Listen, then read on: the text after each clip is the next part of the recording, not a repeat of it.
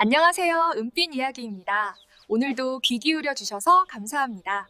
그럼 오늘 이야기를 지금 바로 시작합니다. 제 이름은 연아입니다.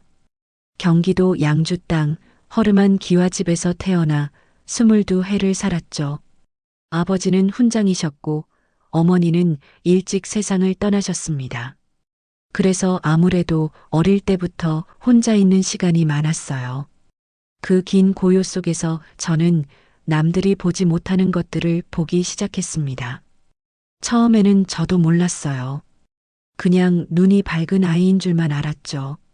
그런데 어느 날 옆집 어르신이 마당에 서 계신 걸 봤습니다. 하얀 도포를 입고 조용히 웃고 계셨어요. 저는 반갑게 인사를 드렸는데 그 다음 날 아침 그 어르신이 간밤에 돌아가셨다는 소식이 들려왔습니다. 그게 시작이었어요. 그 뒤로도 그런 일은 계속됐습니다. 이미 세상을 떠난 사람들이 제 눈에 보였어요. 그분들은 말이 없었습니다. 그냥 서 있거나 걷거나 때로는 저를 물끄러미 바라보기만 했죠. 무섭지는 않았어요. 오히려 그분들의 눈빛이 살아있는 사람들보다 더 맑고 솔직하다는 걸 느꼈습니다. 산 사람들의 눈에는 뭔가 늘 가득 차 있었거든요. 욕심이든 두려움이든 숨긴 말이든. 그해 가을 저는 시집을 갔습니다. 충주 땅의 한중인 가문이었어요.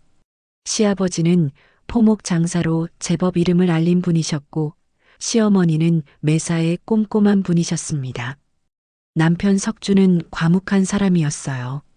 말수가 적었지만 눈빛은 따뜻했죠. 문제는 시집 온 첫날 밤부터 시작됐습니다. 저는 안채 마루에서 낯선 노파를 봤어요. 수십 년은 된 듯한 낡은 치마 저고리를 입고 붓두막 앞에 우두커니 서 계셨습니다. 저는 자연스럽게 고개를 숙여 인사를 드렸어요. 그런데 그때 부엌에서 나오던 시어머니가 그 모습을 보셨습니다. 얘야, 지금 누구한테 인사를 하는 게냐? 시어머니의 목소리가 싸늘하게 식어 있었어요. 저는 그제야 그 노파가 살아있는 사람이 아니라는 걸 깨달았습니다. 그래서 아무래도 뭐라 말씀드리기가 어려웠죠. 그냥 웃으며 얼버무렸습니다. 그날 이후로 소문이 돌기 시작했어요. 며느리가 밤마다 혼잣말을 한다고, 아무도 없는 허공에 대고 절을 한다고. 시댁 식구들의 시선이 달라졌습니다. 두려움이 섞인 눈빛들이었어요. 그 눈빛을 저는 알아볼 수 있었습니다. 그리고 그 눈빛 뒤에 무엇이 숨어 있는지도요. 그런데 이상한 건 그 집에 보이는 홀령이 그 노파 하나가 아니었다는 거였습니다. 그 집에서 두 번째 겨울을 맞이할 무렵이었습니다. 시댁 식구들의 시선은 여전히 차가웠어요. 밥상을 물릴 때도 빨래를 널 때도 저를 향한 눈빛에는 늘 그 묘한 거리감이 담겨 있었죠. 귀신 들린 며느리. 누가 먼저 그 말을 꺼냈는지는 몰라도 그 말은 어느새 시댁 안채 깊숙이 자리를 잡아버렸습니다. 저는 그냥 조용히 살았어요. 보이는 것들을 못 본 척하고 들리는 말들을 못 들은 척하면서요. 그런데 아무래도 조용한 날은 오래가지 않는 법이더군요. 초겨울 어느 아침 친정에서 사람이 왔습니다. 오빠의 하인이었는데 얼굴이 흑빛이었어요. 말을 꺼내기도 전에 손이 떨리고 있었습니다. 저는 그 손을 보는 순간 가슴 한쪽이 철렁 내려앉는 느낌을 받았어요. 소식은 간단했습니다. 그러나 그 간단한 말 속에 모든 것이 담겨 있었죠. 조대감이 아버지 집에 빚을 씌웠습니다. 조대감은 충주 일대에서 모르는 사람이 없는 인물이었어요. 고을 수령가도 깊이 얽혀 있고 땅과 곡식과 사람까지 제 손아귀에 쥐고 있다는 소문이 자자했죠. 그 사람이 아버지를 향해 손을 뻗은 겁니다. 빌려준 적도 없는 돈을 빌려줬다 하고 쓴 적도 없는 이자를 갚으라 했습니다. 문서까지 만들어 들이밀었어요. 관인이 찍힌 문서였습니다. 아버지는 훈장이셨어요. 평생 먹과 붓으로만 사신 분이었죠. 그분에게 그런 문서는 하늘이 무너지는 것과 같은 일이었습니다. 소식을 들은 날 저녁 아버지는 그 자리에서 쓰러지셨어요.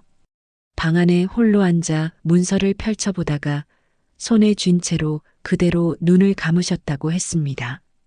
저는 그 말을 듣고 한동안 아무 말도 못했어요. 친정에 도착했을 때 집안은 이미 반쯤 무너진 것 같았습니다. 오빠 강혁은 사랑채 구석에 앉아 멍하니 마당을 보고 있었어요. 눈빛이 텅 비어 있었죠. 원래도 말이 많은 사람이 아니었는데 그날은 숨소리조차 작게 들렸습니다. 제가 옆에 앉아도 고개를 돌리지 않았어요. 아버지는 안방에 누워 계셨습니다. 얼굴이 몹시 창백하셨어요. 숨은 붙어 계셨지만 눈을 뜨지 못하셨습니다. 이부자리 옆에 그 문서가 접힌 채로 놓여 있었어요.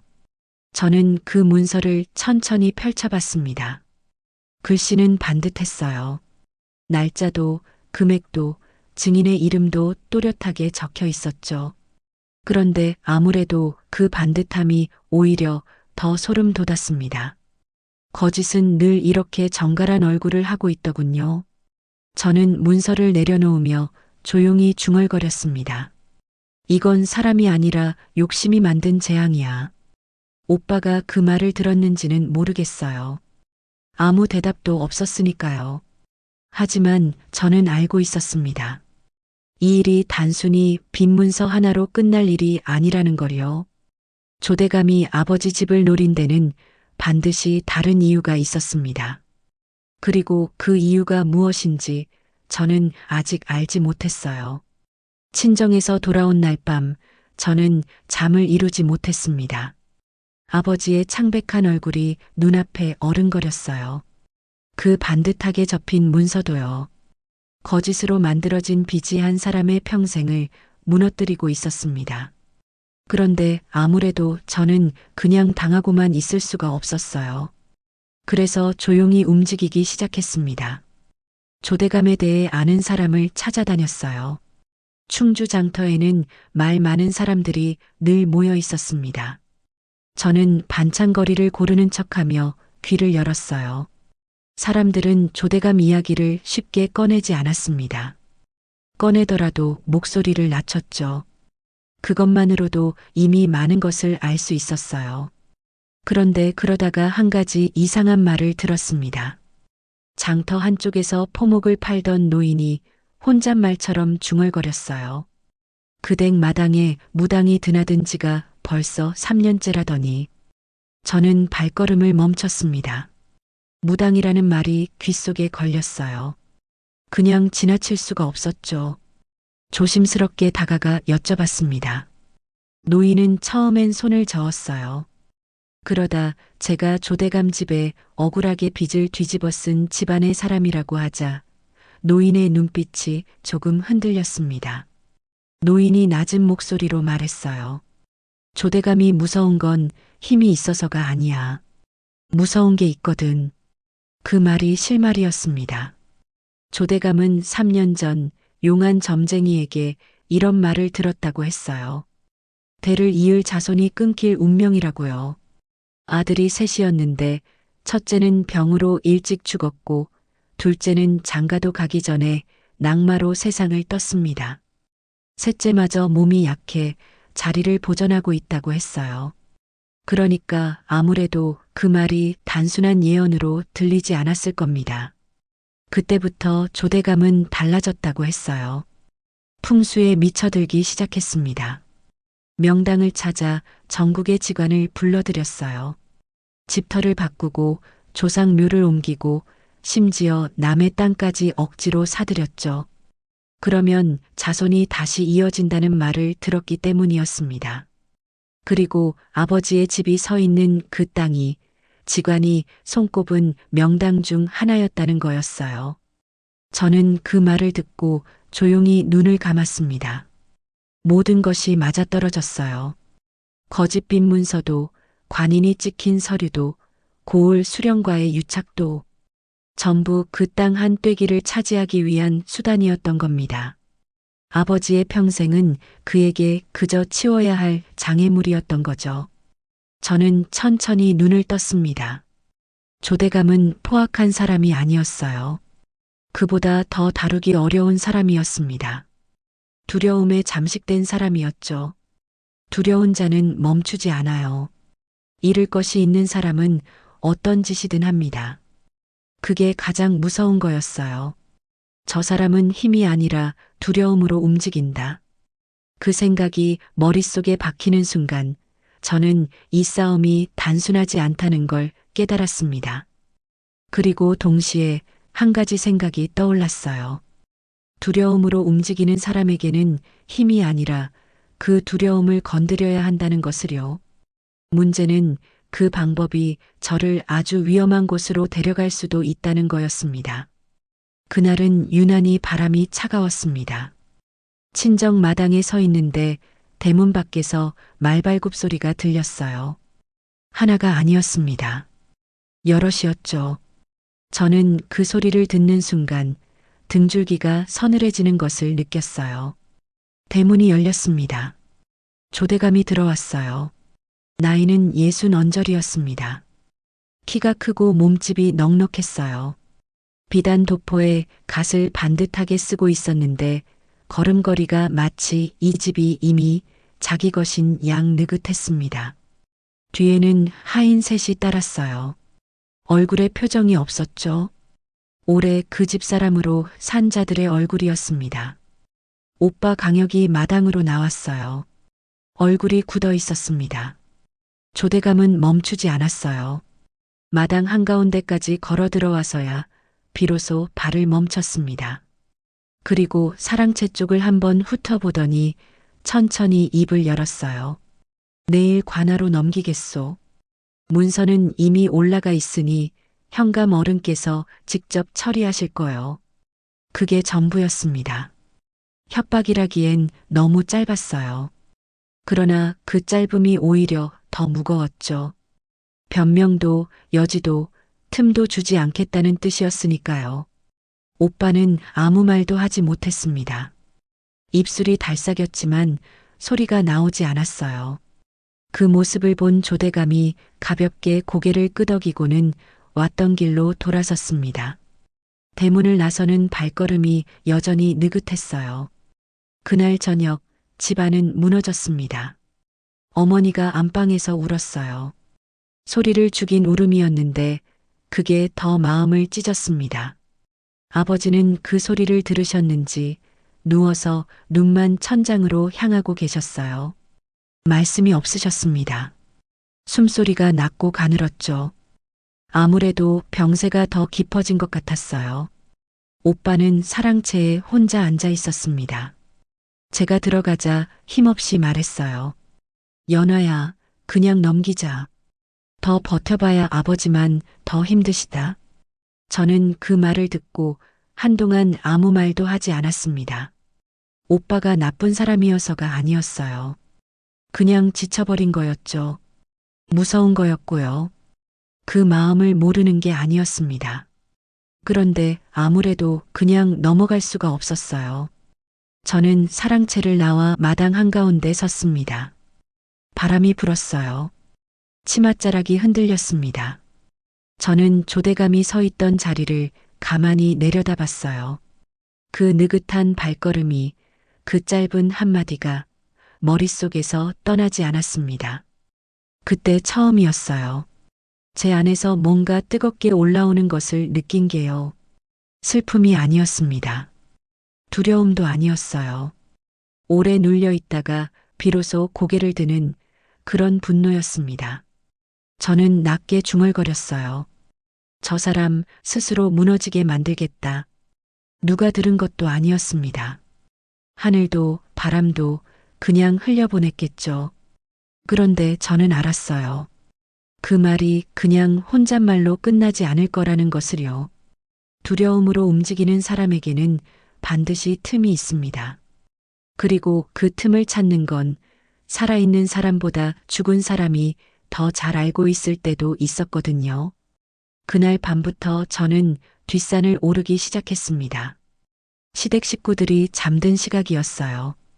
인시가 지나 사위가 고요해지면 저는 조용히 자리에서 일어났습니다. 솜저고리 위에 겉옷을 걸치고 산길로 들어섰어요. 바람이 차가웠지만 발걸음을 멈추지 않았죠. 산은 낮과 전혀 달랐습니다. 나뭇가지 사이로 달빛이 흘러내렸고 낙엽 밟히는 소리만 조용히 울렸어요. 그런데 아무래도 저는 그 어둠이 무섭지 않았습니다. 오히려 그 안에서 더 선명하게 보이는 것들이 있었어요. 산 중턱 바위 아래 오래된 소나무 옆에 그분이 서 계셨습니다. 백발의 노인이었어요. 생전에 이 산 아래 살다 가신 분이라는 걸 처음 뵀을 때부터 알았습니다. 말씀은 없으셨어요. 그냥 그 자리에 계셨죠. 저는 그 앞에 조용히 앉아 밤을 보냈습니다. 그런데 그게 며칠 반복되자 마을에 소문이 돌기 시작했어요. 뒷산에서 빛이 보인다고 했습니다. 어떤 이는 푸르스름한 기운이 소나무 위로 피어오르는 걸 봤다고 했고, 어떤 이는 바람 한 점 없는 밤에 나뭇가지가 흔들리는 소리를 들었다고 했죠. 죽은 자의 기운이 깨어난다는 말이 장터에서 흘러나왔어요. 그 말은 하루가 다르게 부풀어 올랐습니다. 저는 그 소문을 막지 않았어요. 사람들은 무서운 것 앞에서 발을 멈춥니다. 그런데 그보다 더 강한 게 있었어요. 갖고 싶은 것이었습니다.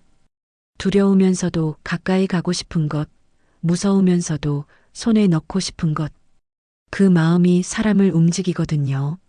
사람은 무서운 것보다 갖고 싶은 것에 더 약하다. 그리고 조대감은 무엇보다 명당을 갖고 싶어 했습니다. 자손이 끊길 것이라는 말이 그를 얼마나 깊이 파고들었는지 저는 이미 알고 있었어요. 두려움에 잠식된 사람은 희망처럼 보이는 것 앞에서 반드시 흔들립니다. 그게 제가 노리는 틈이었어요. 소문은 계속 퍼져나갔습니다. 뒷산에 신령한 기운이 있다고, 그 기운을 얻은 자는 끊긴 자손도 다시 이을 수 있다고요. 저는 그 말이 조대감의 귀에 닿을 때까지 기다렸습니다. 가만히 조용히 산을 오르며 기다렸어요. 소문이 퍼진 지 열흘째 되던 날이었습니다. 저는 뒷산에서 내려오다가 산 입구에서 멈췄어요. 횃불을 든 하인 둘이 길목에 서 있었습니다. 그 뒤로 조대감이 있었어요. 비단 도포는 여전했지만 얼굴빛이 달랐습니다. 열흘 전 친정 마당에서 봤던 그 느긋함이 없었어요. 눈 아래가 거무스름했고 입술이 바짝 말라 있었죠. 저는 걸음을 멈추지 않았습니다. 그냥 천천히 걸어 내려왔어요. 조대감이 먼저 입을 열었습니다. 그대가 이 산을 드나든다는 말을 들었소. 저는 대답하지 않았어요. 그냥 조용히 그를 바라봤습니다. 그러자 그가 한 발 가까이 다가섰어요. 목소리가 낮아졌죠. 이 산 아래 땅 말이요. 그 땅에 무언가 있다는 소문이 있던데. 저는 잠시 아무 말도 하지 않았습니다. 바람이 불었어요. 소나무 가지가 흔들렸죠. 그러다 천천히 입을 열었습니다. 이 땅은 아무나 가질 수 없는 곳입니다. 그 한마디였어요. 더 말하지 않았습니다. 돌아서려는데 조대감이 다시 불렀어요. 목소리에 조급함이 섞여 있었죠. 저는 속으로 알았습니다. 이 사람은 이미 흔들리고 있다는 걸요. 그 뒤로 조대감은 사흘 연속 찾아왔어요. 처음엔 넌지시 물었습니다. 다음엔 노골적으로 묻더니 마지막 날엔 하인을 통해 금자가 담긴 주머니를 내밀었어요. 거절할수록 그의 눈빛은 더 깊이 타들어갔습니다. 두려움이 욕망을 키우고 있었어요. 아무래도 그건 제가 예상한 것보다 빠른 속도였습니다. 나흘째 되던 날 조대감이 직접 말했어요. 전 재산을 내놓겠소. 값을 부르시오. 저는 그 말을 듣고 긴 침묵을 지켰습니다. 일부러 망설이는 표정을 지었어요. 손을 천천히 모으고 땅을 한번 내려다봤습니다. 그리고 고개를 들어 조대감을 똑바로 봤어요. 관아에서 공식 계약으로만 가능합니다. 조대감의 눈이 잠깐 흔들렸어요. 그러나 이내 고개를 끄덕였습니다. 저는 그 고개가 끄덕여지는 순간을 놓치지 않았어요. 관아에서 공식 계약이 이루어지면 지금껏 그가 아버지에게 씌운 거짓, 빈 문서도 함께 공개 기록으로 올라갑니다. 그때 거짓이 드러나는 거죠. 그런데 조대감이 돌아서며 낮게 중얼거리는 소리가 들렸어요. 허나 내 사람이 관아에 있다는 건 알고 있겠지. 저는 그 말을 들은 척하지 않았습니다. 하지만 등줄기가 다시 차가워지는 것을 느꼈어요. 계약서에 도장이 찍힌 날은 맑은 날이었습니다. 관아 마당에 아침 햇살이 고르게 내려앉았어요. 현감은 상석에 앉아 문서를 훑어봤습니다. 조대감은 그 옆에 서서 여유로운 얼굴을 하고 있었어요. 오래 기다린 것을 마침내 손에 넣는 사람의 얼굴이었죠. 저는 그 맞은편에 조용히 앉아 있었습니다. 문서에는 두 가지가 함께 올라가 있었어요. 하나는 땅 매매 계약서였고 다른 하나는 아버지에게 씌워진 빈 문서의 원본이었습니다. 공식 계약을 요청하면서 저는 관아에 두 문서를 함께 제출해 달라고 미리 부탁해 두었어요. 현감은 두 문서를 나란히 펼쳐놓고 천천히 읽어 내려갔습니다. 그 순간 조대감의 얼굴이 굳었어요.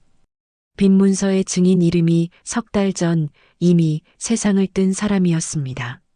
날짜도 앞뒤가 맞지 않았어요. 현감의 눈썹이 미세하게 올라갔죠. 아무래도 그 자리에서 바로 문제를 삼기는 어려운 눈치였습니다. 그러나 기록은 이미 관아 장부에 올라가 있었어요. 한번 올라간 기록은 지울 수 없었습니다. 계약은 그대로 성립됐어요. 조대감은 전 재산의 반을 내놓았습니다. 그리고 사흘 뒤 그는 인부들을 이끌고 산으로 올라갔어요. 저는 멀찍이서 그 모습을 지켜봤습니다. 조대감은 직접 삽을 들지는 않았지만 인부들 옆에 바짝 붙어서서 눈을 떼지 않았어요. 손이 떨리고 있었습니다. 그 손이 두려움인지 기대인지 아마 본인도 몰랐을 거예요. 첫 번째 삽이 땅을 팠습니다. 두 번째, 세 번째, 흙이 거쳐나갔어요. 나온 건 돌이었습니다. 그 아래는 소금기를 머금은 자갈층이었어요. 뿌리 하나 내리기 어려운 땅이었죠. 조대감의 얼굴에서 혈색이 빠져나가는 게 멀리서도 보였습니다. 인부들이 더 깊이 팠어요. 그러자 이번엔 썩은 뼈가 나왔습니다. 오래된 것들이었어요. 묘도 아닌 곳에 묻힌 뼈였죠. 인부들이 삽을 내려놓고 뒤로 물러섰습니다. 조대감은 그 자리에 멈춰 섰어요. 한동안 아무 말도 하지 못했습니다. 손이 힘없이 내려졌어요. 그 눈이 천천히 파헤쳐진 땅을 훑었습니다. 명당은 없었어요. 신령한 기운도 자손을 이어줄 땅의 기운도 없었죠. 처음부터 없었던 겁니다. 나는 아무것도 아닌 것에 모든 걸 걸었다. 그 말을 입 밖에 냈는지는 모르겠어요. 하지만 그 얼굴에 그 말이 쓰여 있었습니다. 저는 그 얼굴을 오래 보지 않았어요. 볼 이유가 없었거든요. 관아의 기록은 움직이지 않았습니다. 빈 문서의 허위가 밝혀지는 데는 그리 오랜 시간이 걸리지 않았어요. 증인은 이미 죽은 사람이었고 날짜는 어긋나 있었으며 조대감 측 관련자들은 서로 말이 달랐습니다. 아버지의 집은 돌아왔어요. 조대감은 그 뒤로 충주 땅에서 자취를 감췄습니다. 재산은 반으로 줄었고 관아와의 연줄도 끊겼어요. 그의 두려움이 그를 먹어치운 거였죠. 누가 벌을 내린 게 아니었습니다. 스스로 무너진 거였어요. 아버지는 천천히 자리에서 일어나셨습니다. 그런데 저는 알았어요. 이걸로 끝이 아니라는 걸요. 그 산에서 나온 썩은 뼈가 마음에 걸렸습니다. 누구의 것인지, 왜 거기 묻혀 있었는지 아직 아무도 묻지 않았거든요. 조대감이 충주 땅을 떠난 보름이 지났습니다. 관아의 기록이 정리되고 계약으로 넘어온 돈이 아버지 손에 들어왔어요. 생각보다 큰 금액이었습니다. 저는 그 돈을 오래 들여다봤어요. 그리고 아무래도 이 돈이 우리 집에만 머물러서는 안 된다는 걸 느꼈습니다. 마을을 돌았어요. 조대감에게 빚을 진 집이 한둘이 아니었습니다. 거짓 문서로 땅을 빼앗긴 집도 있었고, 이자를 감당하지 못해 자식을 내보낸 집도 있었어요. 저는 그 집들을 하나씩 찾아갔습니다. 말이 필요 없었어요. 문서를 내밀고 빚을 지웠습니다. 어떤 집은 문을 열자마자 주저앉아 울었어요. 어떤 집은 한동안 아무 말도 못했죠. 저도 말하지 않았습니다. 그냥 조용히 다음 집으로 걸어갔어요. 오빠 강혁은 그 모습을 묵묵히 지켜봤습니다. 예전에 텅 빈 눈빛이 아니었어요. 뭔가를 새로 담기 시작한 눈이었죠. 어느 날 저녁 오빠가 조용히 말했습니다. 자기도 함께 다니겠다고요. 저는 고개를 끄덕였어요.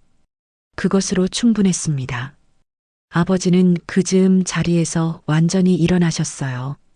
처음엔 마루에 앉아 햇볕만 쬐셨습니다. 그러다 며칠 뒤엔 마당까지 나오셨어요. 얼굴에 혈색이 돌아오셨죠. 그날 저녁 아버지는 마당 평상에 앉아 하늘을 보셨습니다. 저도 옆에 앉았어요. 한동안 말이 없었죠. 그러다 아버지가 조용히 입을 여셨어요. 명당은 땅이 아니라 사람이다. 짧은 말씀이었습니다. 그런데 그 말이 오래 울렸어요. 저는 그 말을 가만히 받아들였습니다. 반박할 이유가 없었죠. 조대감은 땅을 얻으려다 모든 걸 잃었어요. 아버지는 땅을 잃을 뻔하다가 사람을 얻었습니다. 그 차이가 전부였어요. 저는 조용히 웃었습니다. 욕심은 사람을 망치고 사람은 세상을 살린다. 그 말이 그날 이후 제 안에 남았어요. 뒷산에는 여전히 바람이 불었습니다. 소나무 가지가 흔들렸고 달빛이 고요히 내려앉았어요. 그 산 아래 작은 마을이 다시 숨을 쉬고 있었습니다. 여기까지 은빛 이야기였습니다. 오늘의 이야기가 마음의 작은 여운으로 남았기를 바랍니다. 다음 이야기에서도 조용히 진심으로 찾아뵙겠습니다. 고맙습니다. 구독과 좋아요 부탁드립니다. 감사합니다.